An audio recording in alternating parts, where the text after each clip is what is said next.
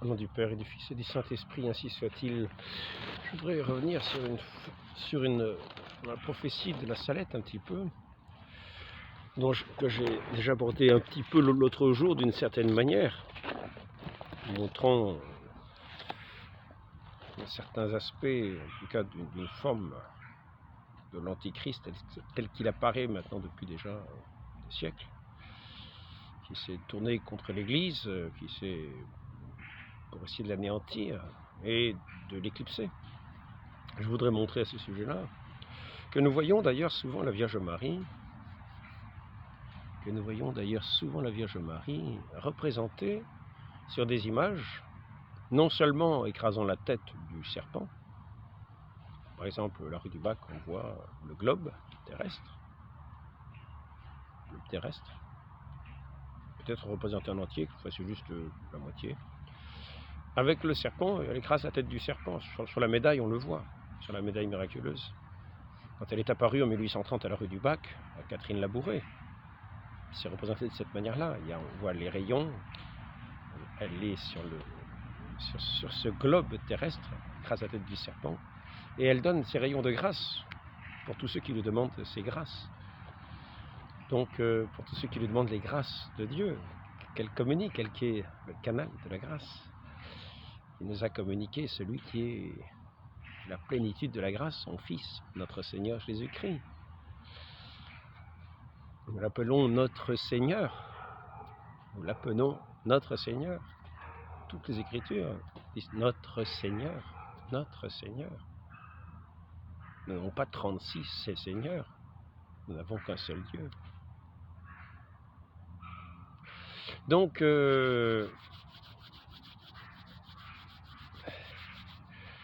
quelquefois, sur certaines autres représentations, on voit non seulement le serpent, mais on voit aussi le croissant de lune. Et c'est là que la chose est intéressante, parce que le symbole particulier de l'islam, c'est le croissant de lune. Vous pouvez regarder dans beaucoup de pays islamiques, ils ont sur leur drapeau le croissant de lune. Et on peut dire que même avant l'islam, en Arabie, il y avait un culte aussi, parmi d'autres peut-être, un culte à la lune. C'est ainsi que dans l'islam, on a toujours le calendrier lunaire.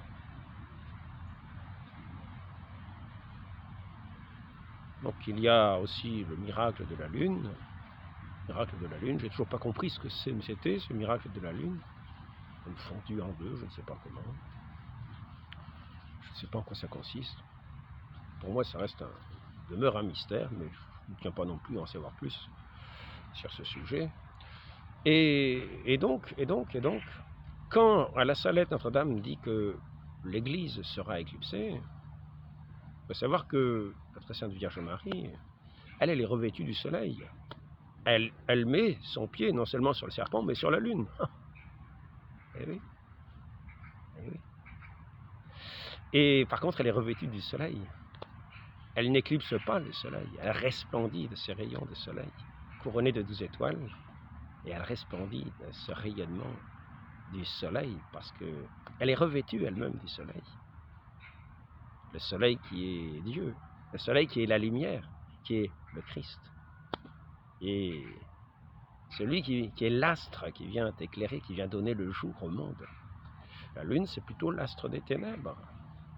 Quand on voit par exemple qu'au Ramadan, 9e mois de l'année lunaire, eh bien, la fête se fait la nuit. Le jour, c'est le jeûne, mais la nuit, comme on dit, c'est le Ramadan. Donc, nous voyons que nous pouvons en tout cas nous interroger sur cette représentation de la Vierge Marie qui est représentée à ses pieds aussi avec le croissant de lune.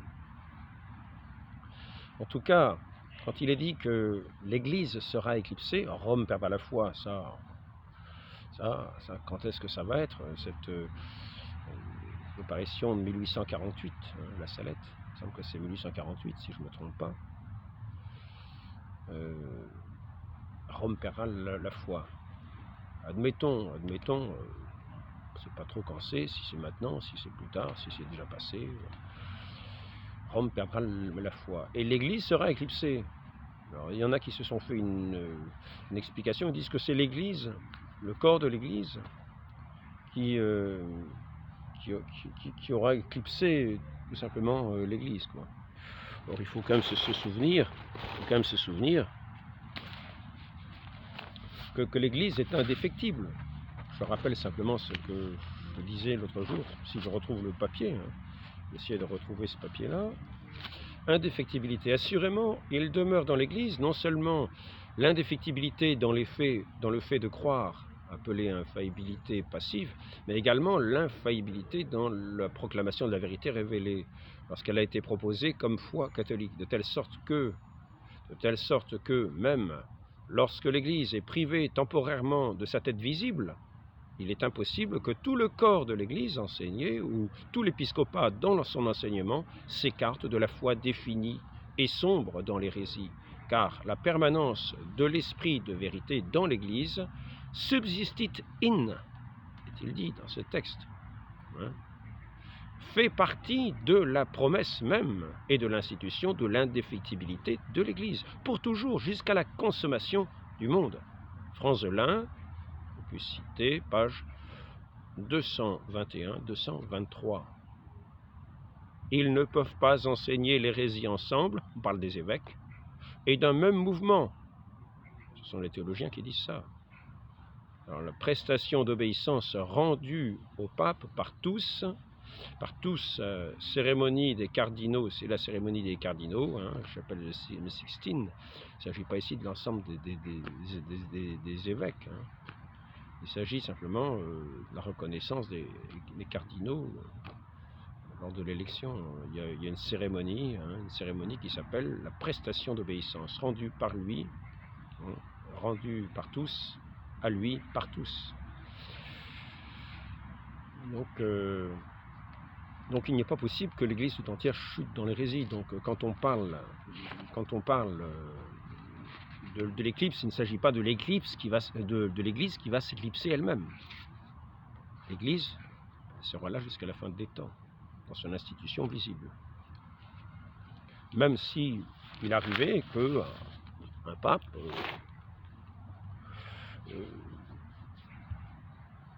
tombant dans l'hérésie se dépose lui-même, mais les docteurs de l'Église nous disent que même dans ce cas-là, le Christ lui garde la juridiction de fait. Donc voilà, l'Église reste l'Église, on n'en parle plus. S'il n'est pas hérétique, il a la juridiction de droit parce qu'il est toujours pape. S'il s'est déposé lui-même de par son hérésie, parce qu'il persiste dans son hérésie, dans une hérésie particulière, pertinace. Pertinace. Par exemple, il dit, je ne crois pas que le Christ soit Dieu, puis il persiste. Pertinace, il est hérétique. Là, il est déchu, il est déchu. Ça serait difficile que toute l'Église ne voit pas une telle hérésie, ça serait difficile. Mais néanmoins, il faut qu'un concile se réunisse pour déclarer qu'il est hérétique. À ce moment-là, il perd aussi sa juridiction de fait. Je le répète parce que c'est toujours bon de le répéter. Parce que s'il est hérétique, il n'a plus la juridiction de droit, étant donné qu'il n'est plus pape. Mais ça, l'Église n'en sait rien, jusqu'à ce qu'il y ait une déclaration de l'ensemble, par un concile général de l'ensemble, mais par le concile. À ce moment-là, l'Église sait qu'il n'y a plus de pape. Et donc, on va procéder à une nouvelle élection. Mais jusque-là, il garde la juridiction de fait, au moins, s'il est hérétique. Donc il ne s'agit pas de dire que l'Église éclipse l'Église. Par contre, une éclipse, c'est un rapport souvent avec la Lune. Et nous voyons quelquefois la Lune qui vient éclipser le Soleil. Et là, nous voyons l'islam en partie qui vient, dans tous les pays qui étaient des pays de chrétienté, venir comme jeter le voile de l'islam sur ce soleil de cette révélation divine de notre Seigneur Jésus-Christ, qui est le soleil, c'est cet astre levé. On dit que la Vierge Marie était l'aurore qui annonçait cet astre levant, ce soleil levant, qui est vraiment la lumière du monde. qui est la lumière de la lumière, le vrai Dieu né du vrai Dieu. Alors, je voudrais aborder quelques objections de cet astre lunaire qui veut éclipser la foi chrétienne. Disons quelques objections.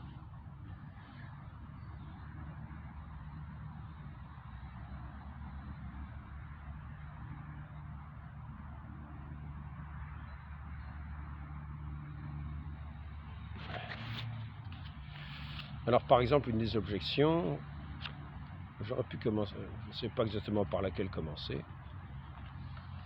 Une des objections, qu'est-ce que ça pourrait être Voilà, une des objections, c'est que notre Seigneur, voilà, je préfère commencer par le début,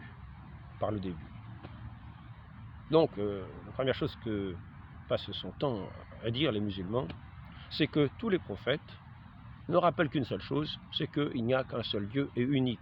D'ailleurs, la profession de foi chrétienne ne professe pas autre chose. Elle ne dit pas qu'il y a plusieurs dieux, elle dit qu'il n'y a qu'un seul Dieu, une seule substance divine. Hein. Le Père, le Fils et le Saint-Esprit. Un seul Dieu, véritablement. Véritablement.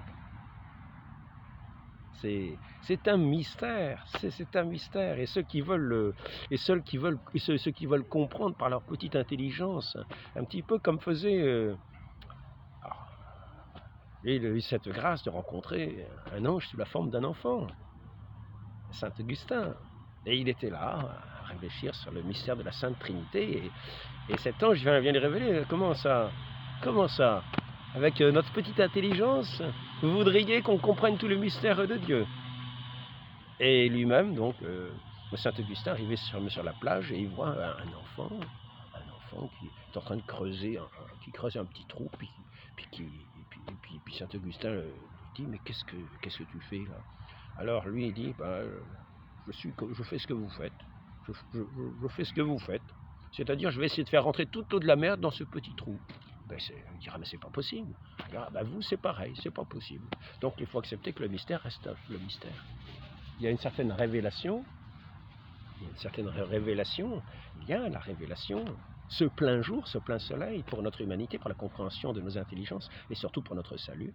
Ce plein jour qui nous a été donné, ce plein jour de l'humanité, qui va nous libérer de tous les esclavages, qui vient nous délivrer de la mort. Alors quel plein jour, nous ressuscitons, nos âmes sont déjà appelées à ressusciter avant cette résurrection qui sera véritablement la résurrection des corps, la suite de notre Seigneur Jésus-Christ, avec les âmes qui seront renées dans ces eaux saintes du baptême. Et donc,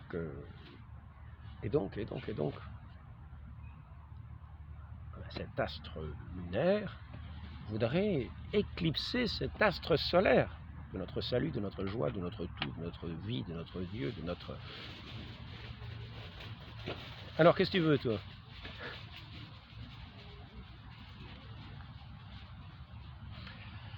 Ouais, ce sont des chiens qui se promènent, ils gambadent. Et donc, les partisans de cet astre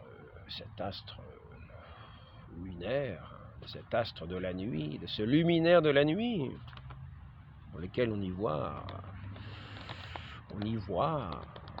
comme en demi-jour, quand c'est la pleine lune, hein, enfin quand c'est un petit croissant, sinon là on n'y voit pas grand-chose, on n'y voit goutte. Hein. Et donc, ils disent tous les prophètes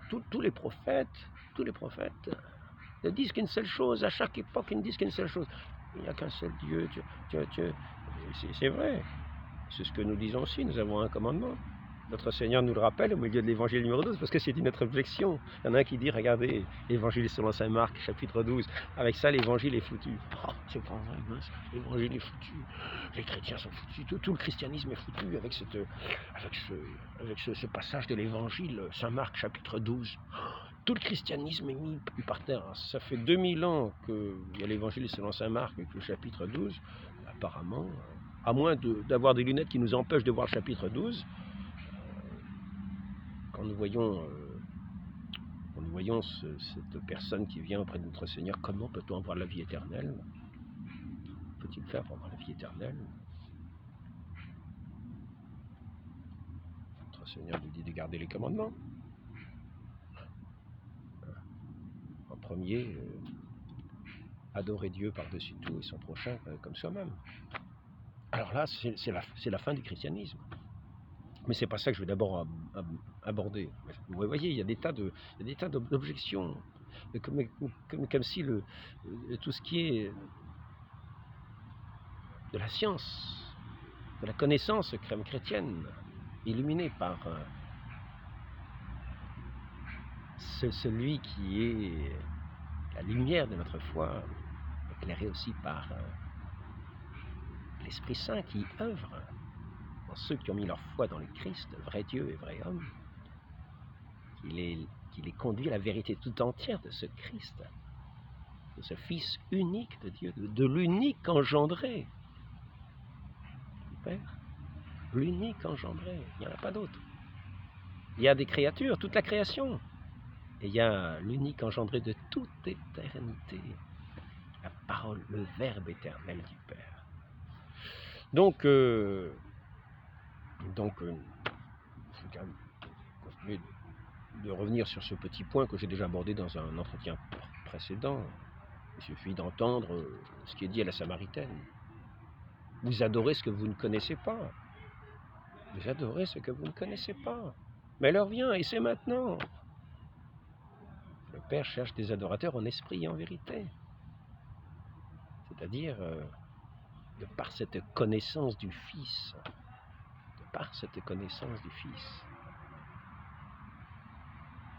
qui est la vérité, de par cet Esprit Saint, vous avez dit en esprit et en vérité, cet Esprit Saint vivificateur qui vient prier en nous, qui vient nous conduire à la vérité tout entière. Et le Fils est le chemin vers le Père, par lequel nous pouvons entrer dans cette adoration. Car adorer ce qu'on ne connaît pas, ce n'est pas adorer en esprit et en vérité. Il y en a qui croient qu'on va adorer ici ou là. Non. Il ne s'agit pas de dire qu'il y a un Dieu unique.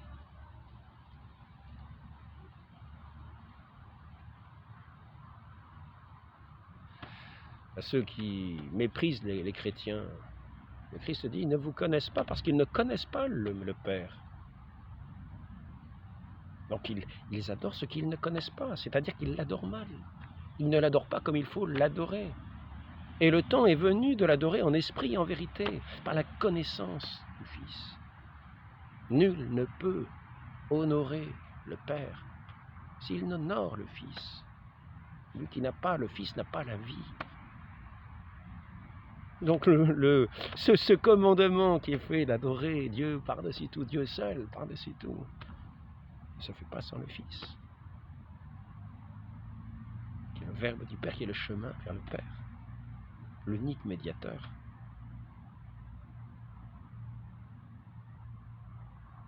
Qui vient rétablir toutes choses, en esprit et en vérité.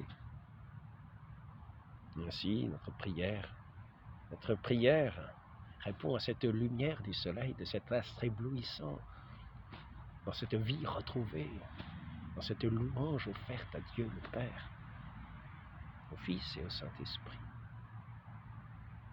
Ce Dieu unique et véritable.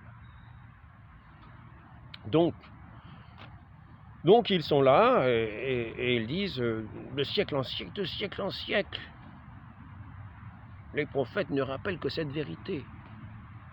Il y a, écoute Israël, il y a un seul Dieu, unique, il est unique. Il n'y en a pas deux, il n'y en a pas trois, il n'y en a pas quatre. Un seul Dieu, unique et véritable. Un seul Dieu. Hein? Les chrétiens ne disent pas autre chose. Donc nous continuons dans ce sens, dans ce qu'ont annoncé tous les prophètes. Mais par contre, nous ne disons pas que tous les prophètes annoncent la même chose. Et nous ne disons pas que tous les prophètes sont pareils. Si nous reprenons par exemple Si nous reprenons par exemple, je crois que c'est dans Saint-Luc, tu vois, si j'ai changé de méthode, je me suis fait un petit cahier que je fais petit à petit. C'est pas un jeu de cartes, je préfère le jeu de cartes, mais enfin bon, je mettrai ça en jeu de cartes ensuite. L'ange de l'Éternel. L'ange de l'Éternel, j'ai écouté certains, c'est surtout les protestants qui parlent de l'ange de l'Éternel. Mais quand on écoute les pères de l'Église, quand on écoute l'enseignement de l'Église, je n'ai pas souvenance que l'Église dise que quand on dit l'ange de l'Éternel dans Zacharie, c'est notre Seigneur Jésus-Christ. Moi, j'ai jamais entendu ça. Les protestants, c'est assez à la mode en ce moment d'entendre ça, l'ange de l'Éternel. Et on parle surtout de la rencontre avec Abraham. Ces trois personnes mystérieuses qui ne parlent que comme n'étant qu'une seule personne. Et là, nous avons l'image de la Sainte Trinité.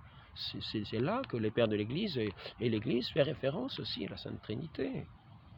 Mais il ne s'agit pas de dire, moi, l'ange de l'Éternel, je dois dire, je n'ai qu'à m'abaisser devant, bien sûr, avec révérence.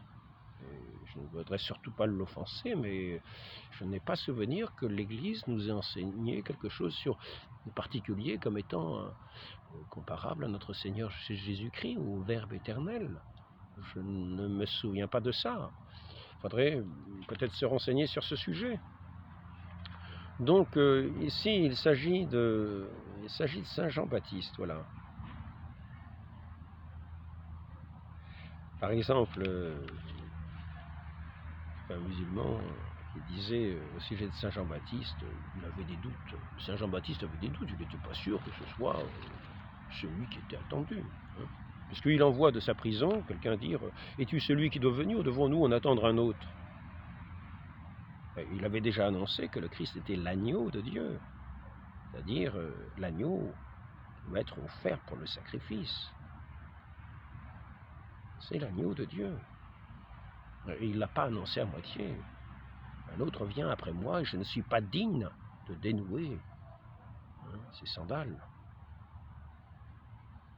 Lanière de ses sandales. Donc, il faut savoir quelle considération Saint Jean-Baptiste avait pour le Christ. Ce n'est pas à moi de vous baptiser, c'est à vous de me baptiser. Notre Seigneur lui dit, c'est ainsi que doit s'accomplir toute justice. Parce qu'il institue ainsi le baptême. Et nous sommes baptisés à la suite du Christ, non pas à la suite de Saint Jean-Baptiste, mais à la suite du Christ. Donc il y a l'institution du très saint baptême à ce moment-là, avec Saint Jean-Baptiste. Et après ça, plus tard, il y a la promulgation du baptême. Aller par tout le monde entier, baptiser au nom du Père et du Fils et du Saint-Esprit, non, sans S. Ceux qui croiront et seront baptisés seront sauvés, ceux qui ne croiront pas ne seront pas. Ceux qui ne croiront pas seront condamnés. Qu'est-ce que tu veux, toi, hein? T'es mignon, hein? T'es pas mort. Il est mignon, hein? Je ne vais pas engager une discussion.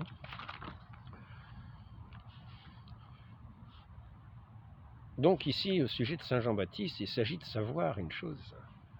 Qu'on peut-être, quand on lit, on ne remarque pas certaines choses. Et il est bon de les remarquer.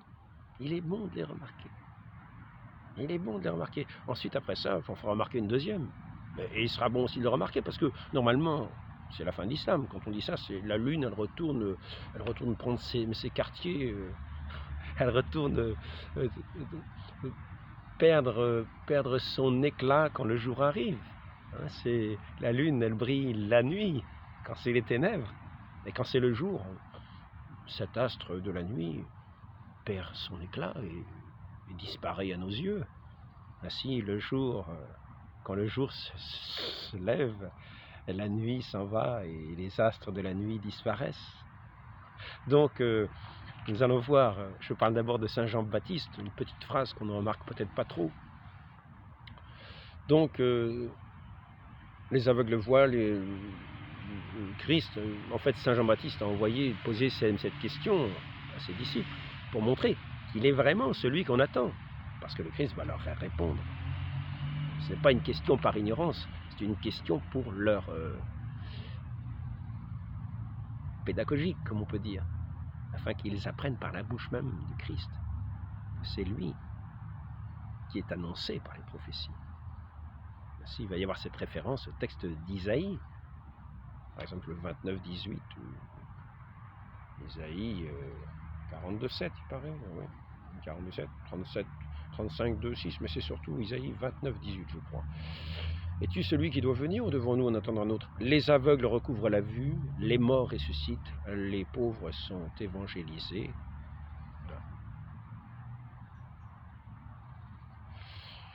Donc c'est la réponse, c'est le signe à quoi on reconnaît le Messie.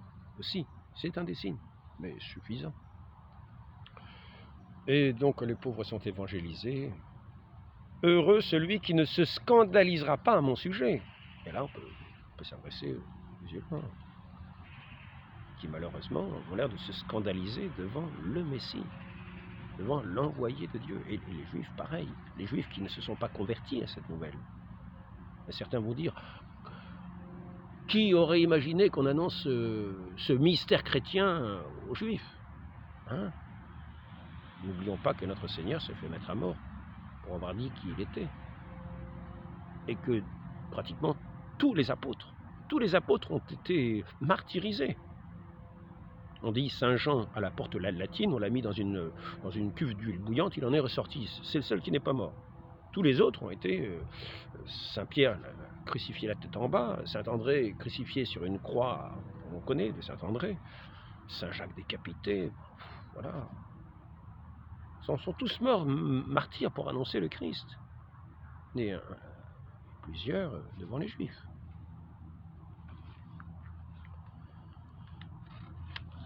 Quant à dire que les Juifs n'ont pas reçu cette annonce de l'Évangile, celui qui est le Messie, c'est faux de dire ça. Parce que les premiers, justement, qui ont reçu l'Évangile et qui se sont convertis, ce sont bien des Juifs. Donc, ici, voici ce que dit notre Seigneur sur Saint Jean-Baptiste. Et ne l'oublions pas. Il est un prophète et plus qu'un prophète. Voilà. Est-ce qu'on dit de Mohammed qu'il est plus qu'un prophète? En tout cas, Saint Jean-Baptiste est plus qu'un prophète. Parce que c'est lui qui annonce la venue du Messie. C'est lui qui le désigne, qui désigne l'agneau de Dieu. C'est lui qui le baptise. Imaginez, c'est un prophète et plus qu'un prophète. Et il est envoyé avec l'esprit d'Élie. On disait qu'Élie devait revenir. Mais il est justement cet Élie qui devait revenir. Il est revenu avec l'esprit d'Élie. C'est ce qui est dit. C'est un prophète et plus qu'un prophète, nous dit notre Seigneur Jésus-Christ. Et donc, c'est celui dont il est écrit « Voici que j'envoie mon messager en avant de toi pour frayer ton chemin devant toi. En vérité, je vous l'ai dit, parmi ceux qui sont nés de la femme, il ne s'en est pas levé de plus grand que Jean-Baptiste. Pourtant, le plus petit du royaume des cieux est plus grand que lui. C'est lui, Élie, qui doit venir. Le Fils de l'homme est venu, etc. » Ça, nous connaissons ce passage, hein, c'est dans Saint Luc, il me semble. Hein. Ah non, c'est peut-être Saint Matthieu. C'est Saint Matthieu, oui. C'est Saint Matthieu, chapitre 11.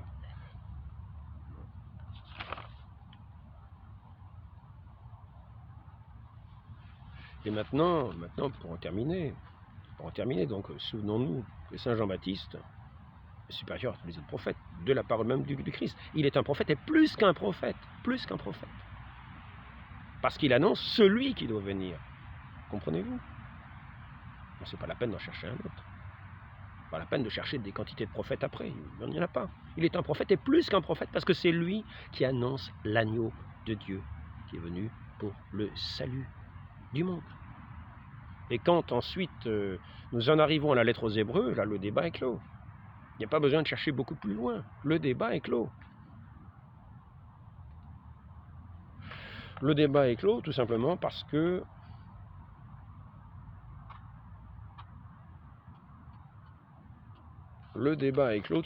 qu'on arrive à la lettre aux Hébreux. Hein, la lettre aux Hébreux. Il suffit de lire le début de la lettre aux Hébreux. Le début de la lettre aux Hébreux, on arrive au chapitre 1, verset 1. Je crois bien, c'est peut-être le verset 1, on va voir. Moi, je l'ai écrite là, je devrais arriver à la trouver assez facilement. Après avoir à bien des reprises et bien des manières parlé autrefois à nos pères par les prophètes. Dieu, dans ces derniers temps, nous a parlé par le Fils, qu'il a établi héritier de toutes choses. Il n'y a rien d'autre à avoir. Il est héritier de toutes choses, c'est le Fils. Donc les prophètes sont venus, et dans ces derniers temps, Dieu nous a parlé par son Fils. Comprenons-nous ce qui est dit? Simplement dans l'islam qui est donc, selon Saint Jean, Antichrist, parce qu'il est dit, il est bien dit clairement, qui est le menteur, sinon celui qui nie que Jésus est le Christ? Celui-là est l'Antichrist qui nie le Père et le Fils. Et voici ce que dit le Coran. Allah est l'unique et n'a jamais engendré et n'a jamais été engendré. Nul n'est égal à lui. Nul n'est égal à Dieu, et c'est vrai. Mais le Fils est égal au Père, parce qu'il est Dieu unique avec lui. Il n'y a qu'un seul Dieu. Plusieurs personnes, 3 personnes divines. Donc, c'est un grand mystère. Demandez à saint Augustin. Allah est l'unique et n'a jamais engendré, n'a jamais été engendré. Voilà. Donc c'est l'inverse, de ce qu'il faut dire. C'est l'Antichrist qui parle ainsi. Qui est le menteur, sinon celui qui nie que Jésus est le Christ?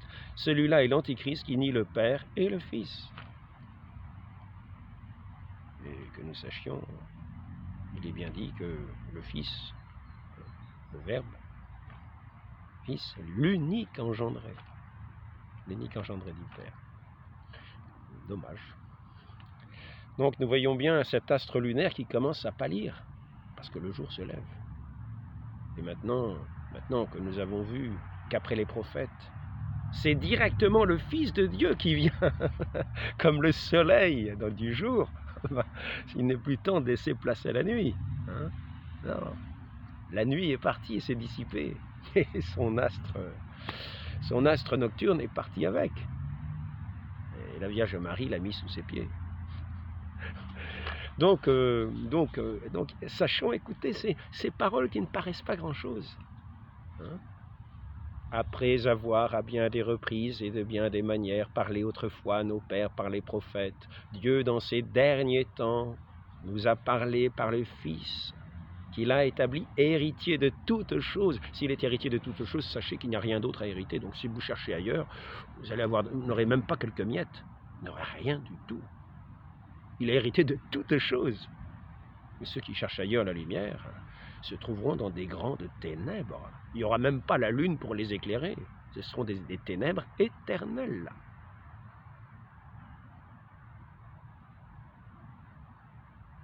Celui qui n'a pas le Christ n'a pas la vie. Saint Jean nous le dit. Donc, Dieu, dans ces derniers temps, nous a parlé par le Fils qu'il a établi héritier de toutes choses et par lequel aussi il a fait les mondes. Ça vous dit rien déjà?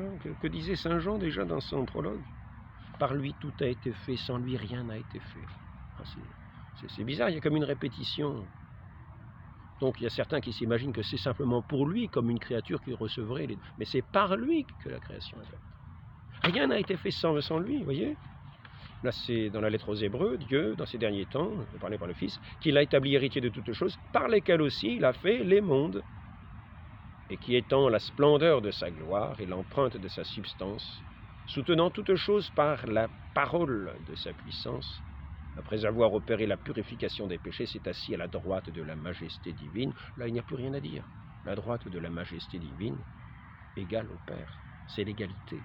L'égalité, de même substance que le Père, de même nature divine, même substance que le Père. Une seule substance divine, infinie, éternelle, immuable. Il ne peut pas y en avoir deux.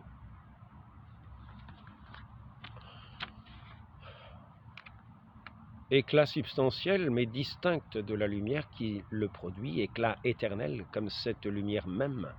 La gloire de Dieu, c'est la manifestation de ses attributs et de ses perfections aussi pleinement que l'homme peut les comprendre. Les prophètes avaient prédit cette manifestation. Par exemple, Isaïe, chapitre 40, verset 5, ça c'est la note de la Bible de Fillon. Le Christ l'a réalisé, Saint Jean 1, 14, 11, 40, 2 Corinthiens 4. Je ne le connais pas, alors je les lis, parce que je suis un grand ignorant. Mais je n'en ai pas, ça ne m'apitoie pas tant que ça. Je sais qu'il y a des grands sages et des grands savants, mais notre Seigneur aime bien se révéler aux petits. Par conséquent, il y a des puits de science qui malheureusement s'égarent dans des dédales de science, comme dans des labyrinthes. Ils ont plein de livres et ça fait comme des labyrinthes dans lesquels ils se perdent. Et oui. Il n'y a pas besoin de tant que ça. Heureux les hommes de bonne volonté qui savent simplement accueillir la lumière. Quand nous avons la lumière, que vouloir de plus? Et d'ailleurs, si nous avons aujourd'hui la lumière, nous avons aussi la fraîcheur. Donc ce sont des choses parmi assez importantes qu'on pouvait souligner. J'aurais voulu juste me rappeler, ce sera peut-être le sujet d'un autre entretien, mais je voulais simplement, je ne sais pas si j'ai marqué ça ici, je ne sais pas où j'aurais pu mettre ça, mais là ça se serait plutôt adressé aux protestants. Ça serait plutôt adressé aux protestants. Ah oui, bon, encore une fois, alors pour l'islam, hein. Parce que quelquefois, quand on parle des musulmans, on peut leur faire des citations, comme une citation que j'ai déjà faite ici. Hein. Par exemple, ici, c'est marqué, Sourate 9.5, après les mois sacrés, tuez les associateurs où que vous les trouviez. Bon, et puis s'ils ne sont pas morts, pour ceux qui ne sont pas morts, etc., qui payent la dîme et qui s'acquittent de la prière musulmane, bon, ben, ceux-là, vous pouvez les laisser vivre parce que Dieu est miséricordieux, est-il dit. Hein, en gros, c'est ça. Donc, on va peut-être pouvoir dire, oui, ce sont des interprétations, il ne faut pas prendre les choses à ce sens-là. Mais j'ai bien entendu que quand même, il y a ce qu'on appelle la façon comme officielle de comprendre le Coran, qui s'appelle le tafsir. Hein. Et par exemple, un de ceux qui écrit le tafsir, c'est Abel Kathir. Et lui, il explique que les mois sacrés, c'est quand l'islam arrive dans un pays non encore musulman, ils arrivent avec armes et bagages, ils laissent 4 mois pendant lesquels ils ne trucident pas les gens. Ils disent, vous avez 4 mois pour réfléchir. Et dans 4 mois, si vous ne payez pas ni l'impôt, ni ceci, ni cela, ben on vous trucide. Voilà. Donc, c'est la façon dont il faut lire le texte. C'est d'après le tafsir. Hein, c'est la compréhension qu'on doit avoir du Coran. Quoi. Quand il y avait Daesh, ils le comprenaient de cette façon-là, en Syrie, en Irak. Voilà. Alors, il y a aussi, pour relativiser, parce qu'il s'agit de voir la Lune, hein, l'astre lunaire. C'est vrai que quelquefois, quand on est la nuit, on voit des formes mystérieuses. On a l'impression qu'on est trompé par des formes. On voit des arbres, on a l'impression que ce sont des silhouettes humaines qui brillent de façon mystérieuse. On a l'impression de voir des fantômes. Le jour et la nuit, ce n'est pas la même chose. Et donc, ce qui est dit dans le Coran, il y a quelquefois des choses étranges à s'y méprendre. Par exemple, ici, j'ai vu ça où? Ah ben ça va être là, voilà. Ça va être là. C'est quelqu'un qui s'appelle Vocaleni. Vocaleni, moi je ne parle pas bien. Hein. Donc il dit, dans la sourate 18, qu'il va rencontrer un peuple, un deuxième peuple, puis un troisième peuple, et puis ce troisième peuple ne comprenait aucun langage. Mais ce troisième peuple demande son aide à ce grand seigneur, Vocaleni, et il lui demande de faire un ouvrage de fortification qui va être fait entre 2 montagnes. Donc c'est une barrière infranchissable qui ne sera détruite qu'à la fin du monde, hein, au son de la trompette de l'ange. C'est une barrière de fer et de cuivre entre 2 montagnes et ne peut être ni franchie ni entamée. Et c'est pour lui permettre d'être protégé contre Gog et Magog. Donc ce n'est qu'à la fin du monde. Ben, le problème, c'est que quand il fait nuit, qu'il y a un astre lunaire où l'on y voit très mal, ben, cette barrière, on a du mal à la voir, évidemment. Et quand il fait le plein jour, qu'on a des satellites, on devrait même la voir, cette barrière qui empêche Gog et Magog et ces guerres terribles contre ce peuple, parce qu'aujourd'hui ça ne devrait pas échapper aux yeux de voir une barrière de ce genre qui empêche des peuples de se déchaîner, d'entrer en guerre au son de la trompette. Et oui, apparemment, nous ne voyons rien de cela en plein jour, parce que nous sommes en plein jour. Bon, je ne voudrais pas jouer avec la dérision, ce sont des choses importantes. Hein. Nous sommes engagés dans des vies, nous sommes véritablement appelés à être enfants de Dieu, donc il ne s'agit pas de rigoler de choses comme ça à la légère. Sachons que nos vies ne sont pas comme ça, des néants, des broutilles. Nous sommes véritablement appelés à être enfants de Dieu. Nous ne sommes pas destinés à être des fils du mensonge, fils du diable. Nous sommes appelés à cette liberté des enfants de Dieu, cette joie des enfants de Dieu, cette gloire des enfants de Dieu. Donc sachons reconnaître celui qui est venu être la lumière du monde, qui a été annoncé par celui qui est plus qu'un prophète, Saint Jean-Baptiste. Et qui nous a parlé de sa bouche, celui qui est le Verbe, le Fils unique de Dieu, que Dieu lui-même a envoyé. Il a envoyé son Fils, non pas un prophète, son Fils. Par le passé, il a envoyé des prophètes. Dans ces derniers temps, il a envoyé son Fils, héritier de toutes choses, par qui tout a été fait, afin de sauver les hommes. Il ne s'agit pas, quand on a entendu le Fils, de chercher d'autres prophètes. Car ceux qui méprisent le Fils ne sont pas des prophètes. Ce sont des antichrists, ceux qui méprisent le Christ. J'aurais pu peut-être aborder certains autres points. Certains vont dire, oui, mais si c'était le Christ, vous comprenez bien. On aurait eu la paix sur la terre à sa venue. Notre Seigneur nous prévient, je ne suis pas venu apporter la paix, mais le glaive. Car dans les familles seront divisées. Il nous dit aussi la chose suivante, mon royaume n'est pas de ce monde, il a été mis en croix. Il nous prévient aussi de la chose suivante, le disciple est comme le maître. On m'a haï, on vous haïra. On vous tuera en croyant servir Dieu. Donc n'imaginons pas que parce que le Messie est venu, ça va être la grande paix sur cette terre. Nous ne sommes pas au jour du jugement dernier, nous ne sommes pas au paradis. Nous sommes sur cette terre, un lieu d'épreuve. Notre foi est éprouvée comme l'or dans le creuset. Et il y a des ennemis, notre Seigneur nous le dit. Aimez vos ennemis. C'est un lieu de combat ici-bas. Et le lieu de ce combat où la victoire est remportée par l'amour. L'amour est plus fort que la mort. Et ce qui est le vainqueur du monde,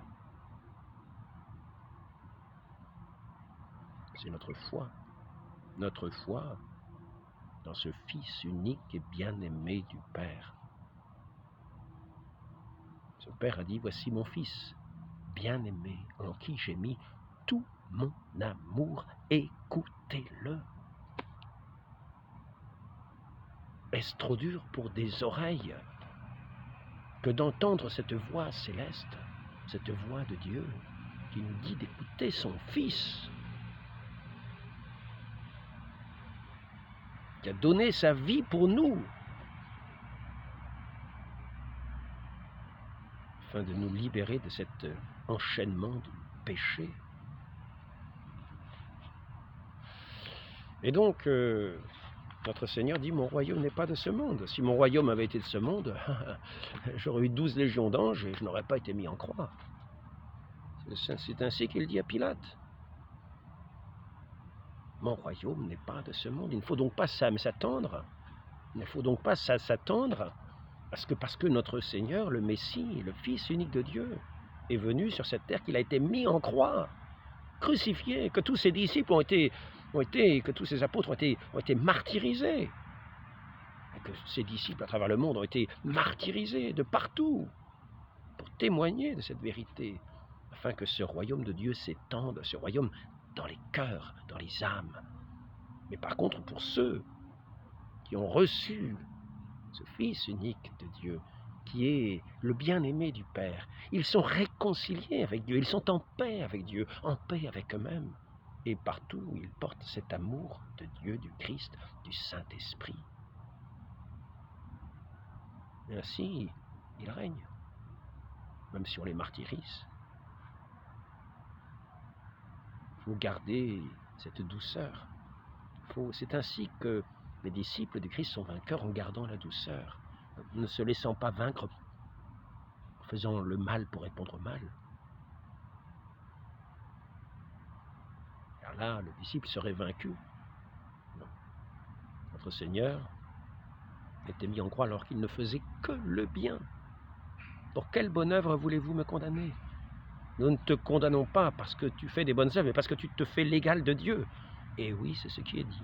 C'est ce qui est dit. Donc notre Seigneur s'était bien fait entendre, et les Juifs avaient bien compris de quoi il s'agissait. Donc on ne dise pas que cette nouvelle-là n'a pas été annoncée à cette époque, car c'est la raison pour laquelle il a été mis en croix. Il a parlé clairement en plein jour, il n'a pas parlé en cachette. Il a parlé clairement en plein jour, afin que nous entendions sa parole et que nous la divulguions sur les toits. Ce que vous entendez dans le creux de l'oreille, ce que vous entendez dans les ténèbres, dites-le sur les toits, dites-le en plein jour. Nous ne sommes pas dans la nuit avec des astres lunaires. Nous sommes dans la lumière du Dieu vivant et véritable. Et demeurons dans cette foi qui est la lumière du monde. L'Esprit de Dieu est à l'œuvre et agit. Et tous ceux qui sont greffés dans cette foi, dans ce baptême, dans ce corps du Christ, sont comme un bel olivier, ou sont comme cette vigne qui produit du fruit et qu'il faut émonder. Mais pas un arbre avec des fruits pourris. Si nous tenons dans la foi, tenons dans la foi. Je vais arrêter là cet entretien. C'est juste pour montrer que quelquefois nous voyons cette représentation de la très sainte Vierge avec la lune sous ses pieds. Donc si nous parlons d'éclipse, d'une éclipse, que l'Église serait éclipsée, n'oublions pas qu'aujourd'hui, l'islam semble avoir jeté comme un voile sur tous ces pays de chrétienté, qui étaient des pays de chrétienté, et qui ont d'une certaine manière abandonné leur foi, si on peut dire d'une certaine manière aussi. Rome perdra la foi, Rome c'est toute la chrétienté. Rome perdra la foi, et l'Église sera éclipsée. Éclipsée par un astre lunaire, non pas par l'Église elle-même. Demandons à la très sainte Vierge Marie qu'elle nous prenne sous sa protection, sous son manteau de lumière, et de ne pas nous retrouver comme ce serpent sous ses pieds, ou comme cette lune, enfin, mais d'être vraiment des enfants de la lumière, elle qui a accueilli la lumière et qui est rayonnante de ce soleil, de la justice de Dieu. Demandons-lui cette grâce d'être de ses enfants,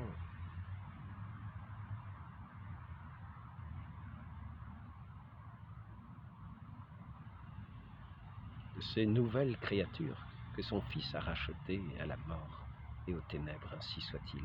Au nom du Père et du Fils et du Saint-Esprit, ainsi soit-il.